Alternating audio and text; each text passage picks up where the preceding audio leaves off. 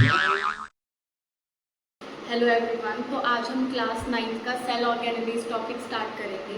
ठीक है, ये क्लास 9 का सेल्स चैप्टर की सीरीज चल रही है। आप प्लेलिस्ट में जाके और भी पिछले टॉपिक्स कवर कर सकते हैं। ठीक है, तो पहले हम देखते हैं सेल ऑर्गेनेलिज होता क्या। अब सेल के अंदर छोटे छोटे स्ट्रक्चर होते हैं जिनका अपना एक फंक्शन होता है पर्टिकुलर। ठीक है, तो ऐसे स्ट्रक्चर्स को हम क्या बोलते हैं, सेल ऑर्गेनेलिज। जैसे कि हमारे ह्यूमंस के अंदर ऑर्गन्स होते हैं। ठीक है, जैसे लीवर का पर्टिकुलर फंक्शन है, लंग्स का फंक्शन है, हार्ट का फंक्शन है, वैसे ही जो सेल के अंदर के ऑर्गेनेलिज है उनको हम ऑर्गन नहीं और सेल ऑर्गेनेलिज बोलेंगे।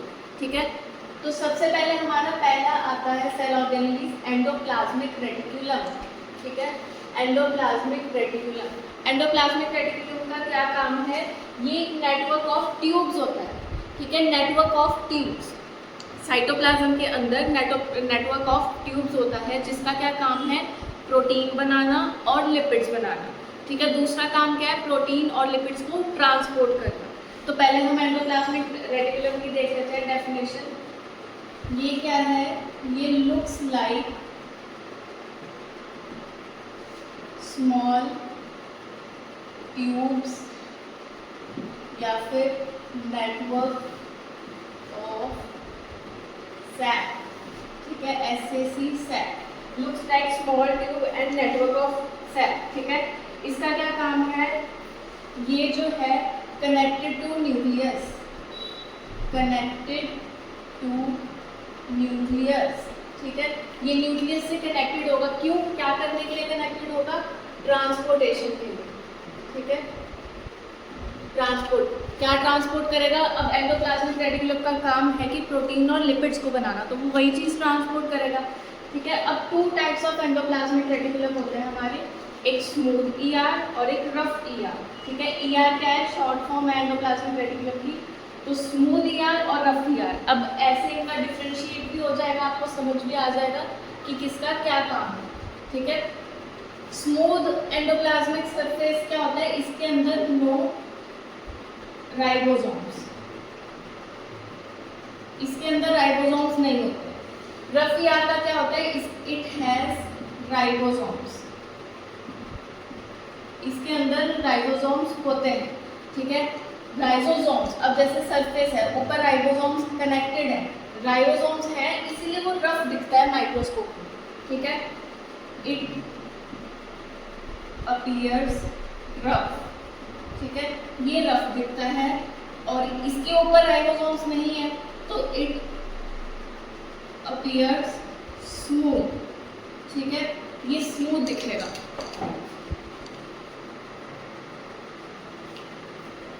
उसके बाद हम देख लेते हैं इन का और क्या डिफरेंशिएट है। इसका काम है, रफ एंडोप्लाज्मिक रेटिकुलम का काम है कि ये क्या बनाएगा, प्रोटीन, प्रोटीन सिंथेसिस। ठीक है, इसका काम है प्रोटीन बनाना और इसका काम है लिपिड्स, लिपिड सिंथेसाइज करना। ठीक है, तो ये हो गया हमारे 2 टाइप्स ऑफ ER होता है, एक रफ ER एक RER। ठीक है, एक रफ ER एक स्मूथ ER। स्मूथ में राइबोसोम्स नहीं होते, स्मूथ होता है, लिपिड्स बनाता है, इसके अंदर राइबोसोम्स होते हैं, ये रफ होता है और ये प्रोटीन बनाता है। ठीक है, दोनों अपनी अपनी चीजें ट्रांसपोर्ट करेंगे पूरे सेल में।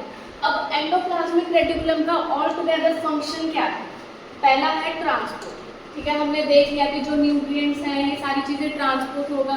क्या ट्रांसपोर्ट होगा, प्रोटीन, लिपिड। ठीक है, उसके बाद प्रोटीन फॉर्मेशन और लिपिड फॉर्मेशन। जो प्रोटीन सेल के अंदर बन रहा है और जो लिपिड बन रहा है, लिपिड क्या है, फैट होता है। ठीक है, तो ये दोनों चीजें भी क्या काम है, ER का बनाना। 4th है डिटॉक्सिफाई। डिटॉक्सिफाई का क्या मतलब होता है, साफ रखना, जो टॉक्सिक्स होते हैं उसको हटाना।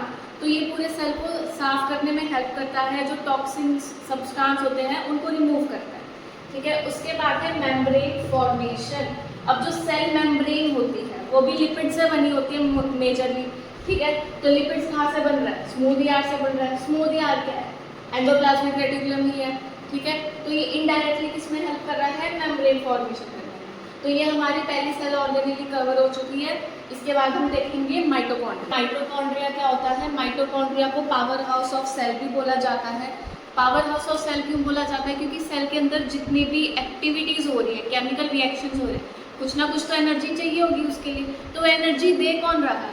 वो एनर्जी दे रहा है माइटोकॉन्ड्रिया, ठीक है। और वो एनर्जी किस फॉर्म में बनती है? एटीपी, ठीक है। एटीपी की फुल फॉर्म क्या होती है? एडिनोसाइन ट्राइफॉस्फेट, ठीक है। तो माइटोकॉन्ड्रिया देखते हैं।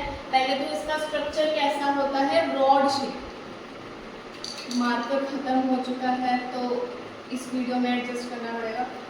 रॉड शेप, माइटोकॉन्ड्रिया क्या होता है? रॉड शेप होता है। It is also known as power house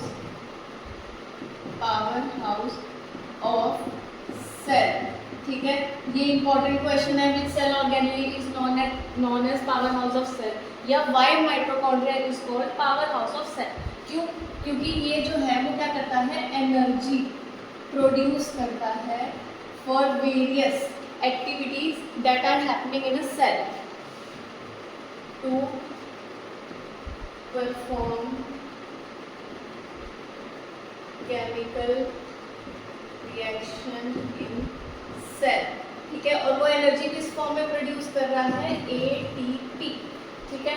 और माइटोकॉन्ड्रिया के बारे में इंपॉर्टेंट पॉइंट क्या है कि माइटोकॉन्ड्रिया के पास अपना खुद का डीएनए और राइबोसोम होता है, ठीक है। ये एमसीक्यू में क्वेश्चन आ जाता है, ट्रू फॉल्स में आता है, ऑब्जेक्टिव टाइप क्वेश्चन में भी आता है कि which cell organelle has its own DNA and ribosome.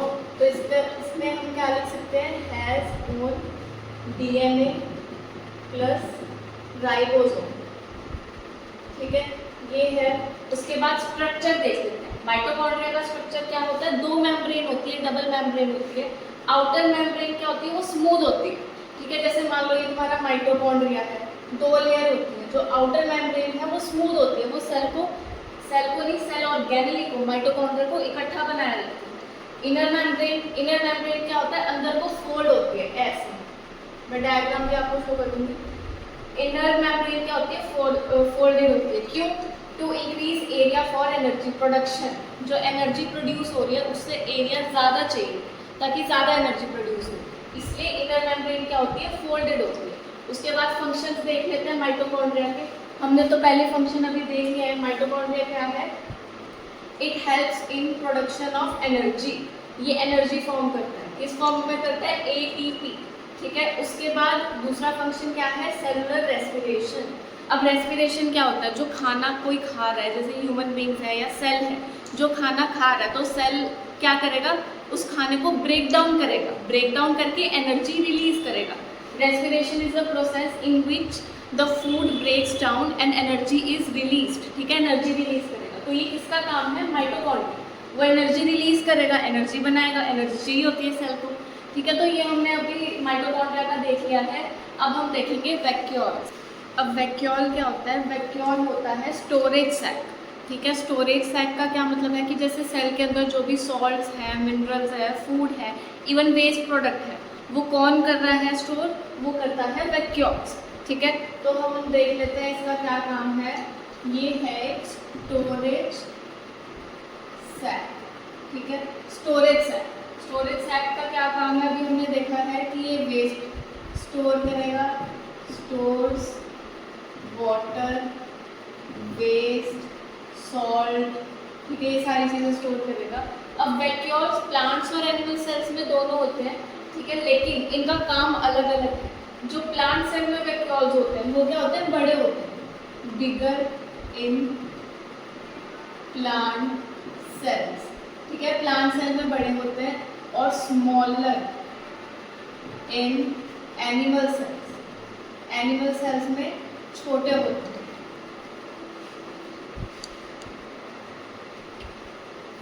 अब क्योंकि ये प्लांट में बिगर होते हैं, प्लांट में जो वैक्यूल का साइज है वो बड़ा होता है, तो प्लांट के सेल में जो वैक्यूल की स्पेस होगी वो ज़्यादा स्पेस घेरेगा, ठीक है। ये तो कॉमन सेंस है। अगर एनिमल सेल में छोटा वैक्यूल है तो वो कम स्पेस घेरेगा, ठीक है। अब हम देख लेते हैं फंक्शंस। फंक्शन क्या है वैक्यूल के? पहला फंक्शन है स्टोरेज, ठीक है। स्टोरेज हमने देख लिया किस चीज़ का है? सॉल्ट का है, वाटर का है, वेस्ट का है, फूड का है, ठीक है। इतना हो गया। उसके बाद आता है टर्जिडिटी। टर्जिडिटी का क्या मतलब है कि जो प्लांट सेल है या प्लांट है उसको स्ट्रॉन्ग बनाए रखता है, उसको अपलिफ्ट करता है या फिर अप टाइट उसको रिजिड बनाना है। ठीक है, इतना हो गया। उसके बाद थर्ड है वेस्ट डिस्पोजल। जो फालतू का वेस्ट होगा, वेस्ट फालतू का ही होता है, ठीक है, वो सेल के अंदर जो वेस्ट होगा उसको क्या करेगा, डिस्पोज करेगा, अपने अंदर लेके डिस्पोज करेगा। उसके बाद क्या है, फोर्थ है ऑस्मोटिक बैलेंस। अब ऑस्मोसिस हमने देखा था कि जो वाटर का एक्सचेंज होता है from high concentration to low concentration, तो ये मेंटेन करके रखता है कि जो ऑस्मोसिस है वो पानी जो है वो सेम एक कांस्टेंट बैलेंस में रहे, ना ज़्यादा हो जाए ना कम हो जाए सेल के अंदर। ठीक है, तो ये सारे काम क्या है वैक्यूल्स के। अब एक चीज़ याद रखनी है कि प्लांट सेल में क्या काम है इसका, प्लांट सेल में स्टोरेज करता है प्लस उसको स्ट्रेंथ प्रोवाइड करता है। ठीक है, ये दोनों किसके काम है, वैक्यूल के हैं प्लांट सेल में। एनिमल में क्या काम है, सिर्फ स्टोरेज। ठीक है, स्ट्रेंथ प्रोवाइड करना काम इसका नहीं है एनिमल सेल। ठीक है, तो ये हमारा हो चुका है। अब अगला है क्लोरोप्लास्ट। क्लोरोप्लास्ट एक ऐसा सेल ऑर्गेनेली है जो सिर्फ प्लांट सेल्स में होता है। ये क्या है, ओनली इन प्लांट सेल्स। ठीक है, सिर्फ प्लांट सेल में प्रेजेंट होता है ये। और क्लोरोप्लास्ट का क्या काम है, फोटोसिंथेसिस करवाना, ऑक्सीजन प्रोड्यूस करवाना। क्यों, क्योंकि क्लोरोप्लास्ट क्या प्रोड्यूस करता है, इसके अंदर कौन सा पिगमेंट होता है, chlorophyll. It has green pigment. ठीक है, ग्रीन पिगमेंट होता है इसके अंदर जिसका क्या नाम है, क्लोरोफिल। ठीक है, और क्लोरोप्लास्ट जो है वो सिर्फ प्लांट्स के अंदर होता है। इसका और क्या काम है, ऑक्सीजन प्रोड्यूस करेगा। It is a site of photosynthesis.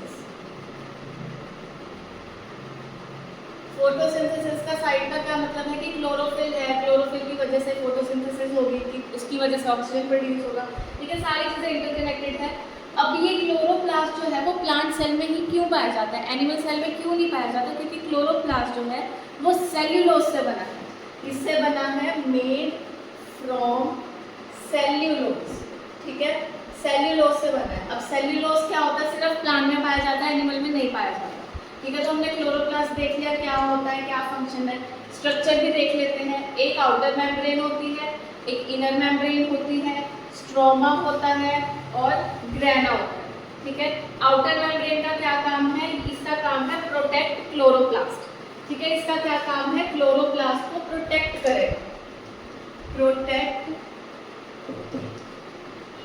Chloroplast. ठीक है, क्लोरोप्लास्ट को प्रोटेक्ट करेगा। इनर मेम्ब्रेन का क्या काम है, जो और अंदर सब्सटेंसेस की मूवमेंट हो रही है, कंट्रोल मूवमेंट ऑफ सब्सटेंसेस। ठीक है, सब्सटेंसेस की मूवमेंट को कंट्रोल करेगा। उसके बाद स्ट्रोमा और ग्रेना। स्ट्रोमा का फंक्शन क्या होता है, ये एक जेली लाइक स्ट्रक्चर होता है। ये क्या होता है, इट इज फ्लूइड। फ्लूइड मैंने बताया था क्या होता है। फ्लूइड का क्या काम है, ये क्या हेल्प करेगा, हेल्प इन फोटोसिंथेसिस। फोटोसिंथेसिस एक इसके अंदर एंजाइम होता है जो किसमें हेल्प करता है, फोटोसिंथेसिस में हेल्प करता है। ठीक है, उसके बाद लास्ट हमारा बच गया ग्राना। ग्रेना का क्या फंक्शन होता है, इसके अंदर क्लोरोफिल होता है, कंटेन क्लोरोफिल। ठीक है, तो हमने देख लिया क्लोरोप्लास्ट का फंक्शन क्या होता है, structure, outer membrane protect chloroplast, inner membrane control movement of all substances, stroma it is fluid that help in photosynthesis, grana it contains chlorophyll। ठीक है, क्लोरोफिल होता है। तो हमारी सेल और ऑर्गेनेलीज 4 ही आपके सिलेबस में दे रखी है जो कि हमने कंप्लीट कर ली हैं। इसके बाद के हमारे टॉपिक्स बचे हैं सेल डिवीजन, कैंसर सेल्स। ठीक है, छोटे मोटे टॉपिक्स बचे हैं। मेजर हमारा हो चुका है कंप्लीट, तो बाकी हम नेक्स्ट वीडियो में देखेंगे। Thank you for watching.